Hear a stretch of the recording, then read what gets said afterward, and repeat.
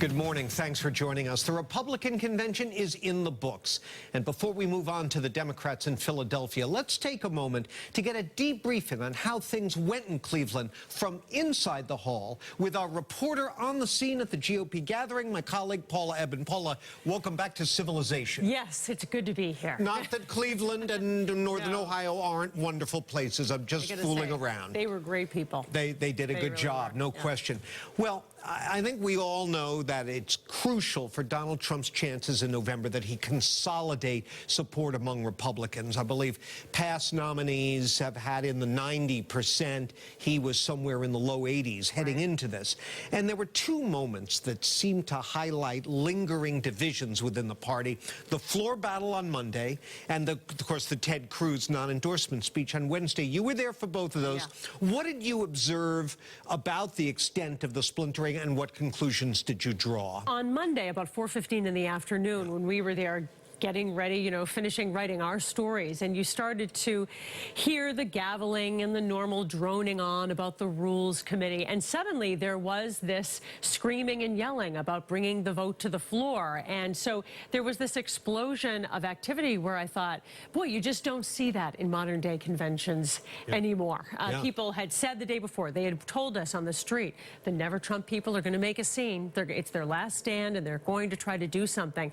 But I got to say, it was interesting to talk to delegates later. They weren't happy about the rules being violated. You've got a lot of strict constitutionalists in the Republican Party. They didn't like the way the Rules Committee had operated and what had gone on there. So it was just interesting to see, in a way that we don't usually in these pre-scripted, predictable conventions, people really trying to make their voice heard at the 11th hour. All right, how about Wednesday night when Cruz got up there, and there were reports that the Trump campaign floor whips were whipping up the booing. Was that what you saw? What you could see as Ted Cruz was going on, and of course we had a copy of the speech embargoed in advance, and you could see he only mentioned Donald Trump's name once, congratulated him. And as the arena began to realize about 3/4 of the way through the speech that he was not going to endorse, you began to hear the growing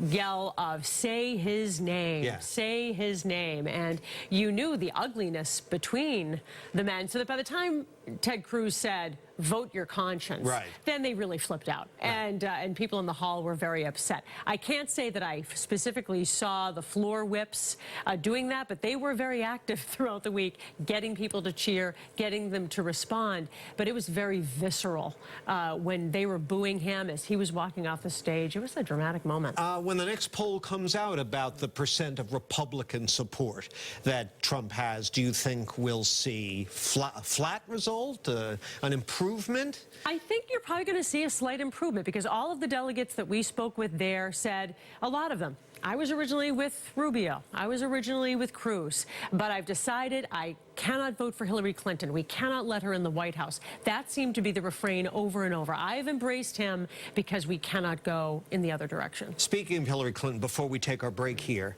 there was another chant that made news during the convention, the lock her up chant. What did you observe about that, and what it indicated about the mood? I have to say the mood was very, anti-Hillary Clinton, of course, out on the street, the buttons and the T-shirts, some really raw stuff that you would see about her.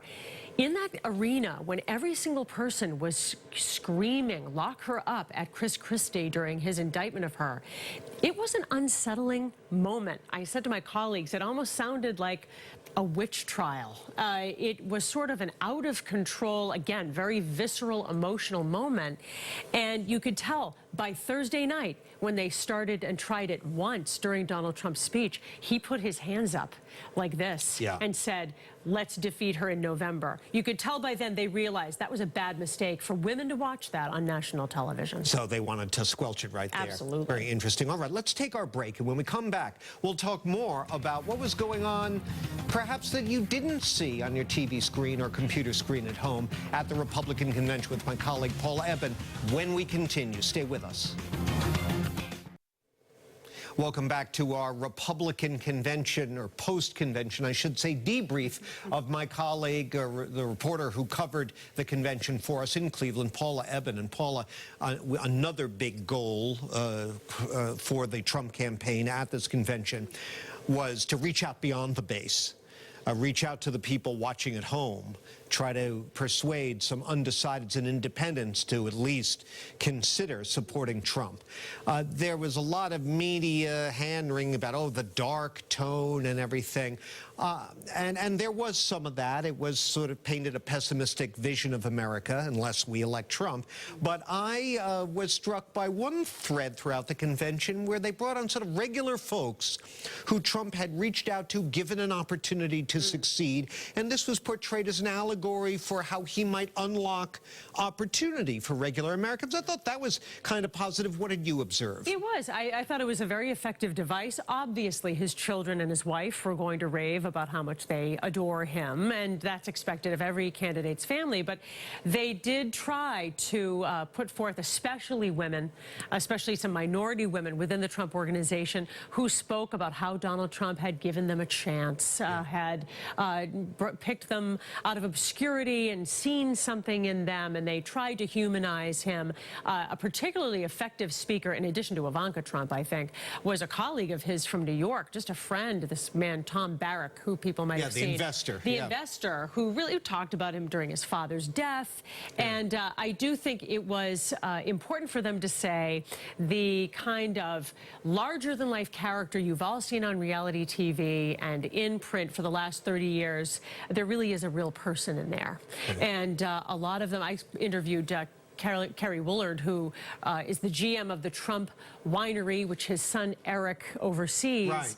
And she would say to me when I said, you know, people accuse him of being sexist, and she said, I think actions speak louder than words. Look at how many women executives he has. So that's their argument. That's an interesting point about him wanting to project his image beyond just the TV image, because even though he's used former apprentice contestants as surrogates on cable during the course of this campaign, I don't believe any of them made the platform he or has the podium. Stayed away from that. And the interesting apprentice coda, I think, to this whole thing was when it became apparent that the speechwriter had caused that huge debacle for Melania Trump.